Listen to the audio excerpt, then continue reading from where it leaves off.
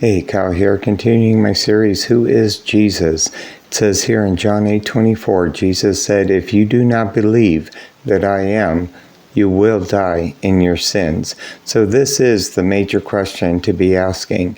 This is the answer to everything. Paul said in 1 Corinthians 2:2, "For I'm determined to know nothing among you except Jesus Christ and Him crucified."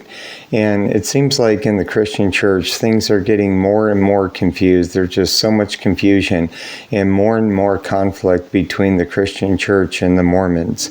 And so I just really encourage you to go back to the ancient foundations. Jesus is the Jewish Messiah. Everything is built on the Old Testament. And so I just really encourage you to make the Old Testament a regular part of your spiritual diet. As things began to heat up more and more between Jesus and his enemies, the religious leaders of his time, Jesus said, "What do you think about the Christ, this mysterious figure in the Old Testament? Whose son is he?" So immediately they answered, David's. They answered. They were looking for a descendant of David, a king, a mere human.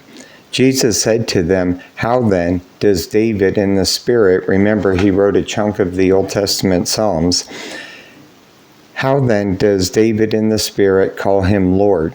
This is Psalm 110. "For the Lord said to my Lord, sit at my right hand until I make your enemies a footstool under your feet."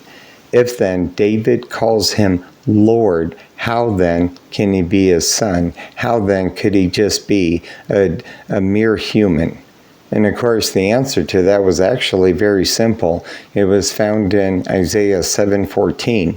"The virgin will conceive and give birth to a son, and you shall call him Emmanuel," which is translated God with us. So I just encourage you, go back to the ancient foundations and just think about this. The Lord said to my Lord, Yahweh said to my Adonai.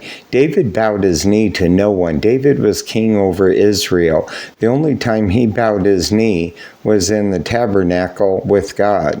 Okay, he bowed his knee to nobody. So who is this Adonai that David would bow his knee to? Who is and what is Yahweh doing talking to Adonai? And these are just questions. I just encourage you to study these, to meditate on these, to find good Bible studies on these, and just really go back to the ancient foundations.